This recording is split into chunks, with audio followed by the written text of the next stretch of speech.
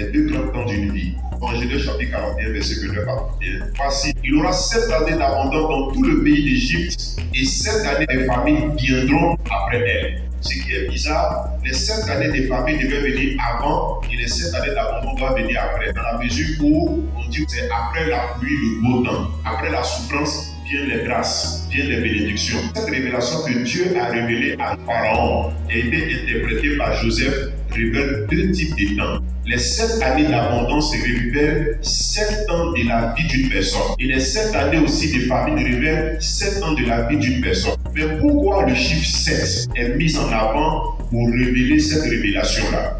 Parce que le chiffre 7 symbolise la perfection, à savoir le chiffre 7 symbolise un temps qui peut être long ou un temps qui peut être court. Quand un temps est défini et que ce temps-là n'a pas été défini dans le temps, selon la longueur ou selon le court temps, on utilise dans la Bible le chiffre 7.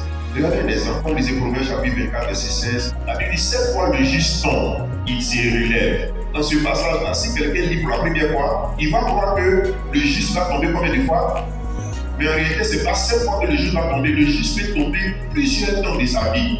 Mais en même temps, pour symboliser le temps où le juste va tomber et le temps où Dieu va le relever, on utilise un chiffre qui symbolise un long temps ou un court temps. Et on utilise le chiffre 7. Donc quand tu lis dans ta Bible qu'il est mentionné le chiffre 7, ça ne veut pas dire forcément que c'est 7. Ce chiffre 7 peut représenter un temps qui est long ou un temps qui est court. Et quand la Bible dit qu'il y aura 7 années d'abondance, ça ne veut pas dire que c'est 1, 2, 3, 4, 5, 6, 7 années d'abondance. Mais la Bible dit ainsi qu'il y aura une époque dans la vie d'une personne qui peut être soit long ou soit courte, mais qui est bon. C'est le temps de bon là, ça fait 10 ans. Pour d'autres, le temps de bon là, ça fait 1 an.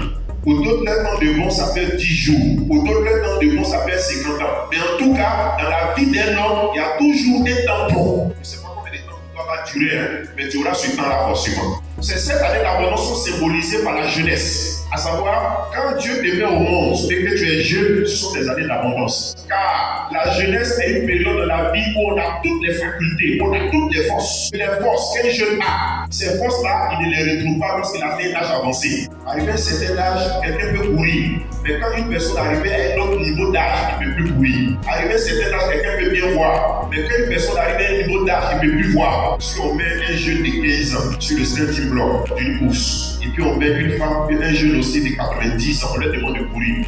Elle déçoit médicamment qu'on va donner au monsieur. Il ne pourra jamais dépasser le jeune.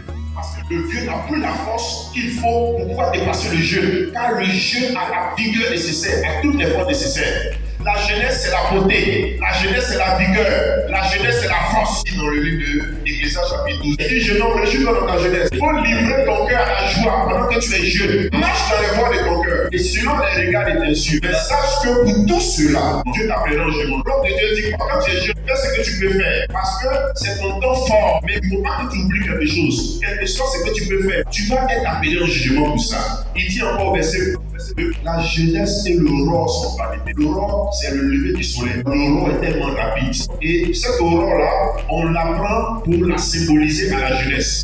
De la même manière, l'aurore est rapide, là, est validée. C'est comme ça aussi la jeunesse aussi est rapide et validée. Donc, quelqu'un croit qu'ils vont être jeunes pendant toute leur vie. Certains croient qu'ils vont être jeunes pendant toute leur vie. Non, hein? La jeunesse a 7 ans. Et si ça n'a pas été bien géré, tu seras surpris que l'aurore et la jeunesse sont validées. Donc, comme ça surprend, il faut déjà préparer ça.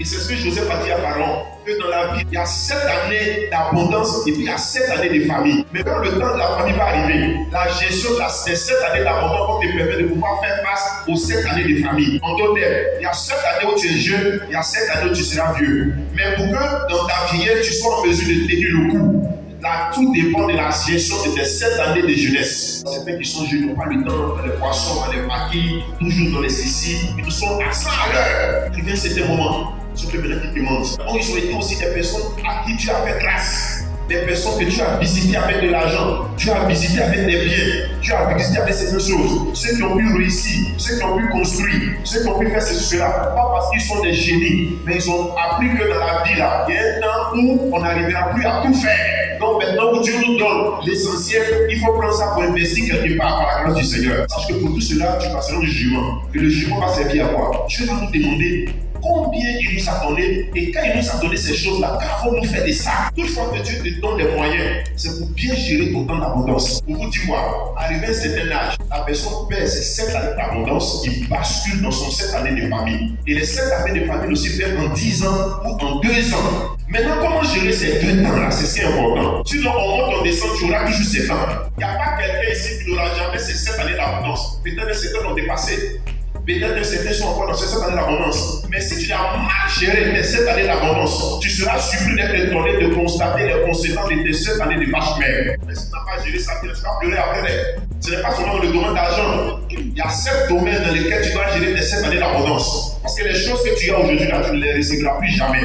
Dès que c'est fini, c'est fini. Mais pour ne pas que ça finisse comme ça, il faut avoir les astuces pour mieux les maintenir par la grâce de Dieu. Malgré que tu fais, ça va passer. Pas le temps là va passer. À cette année, je n'ai pas le temps. Quand les 7 années, je n'ai pas le temps, finissent là.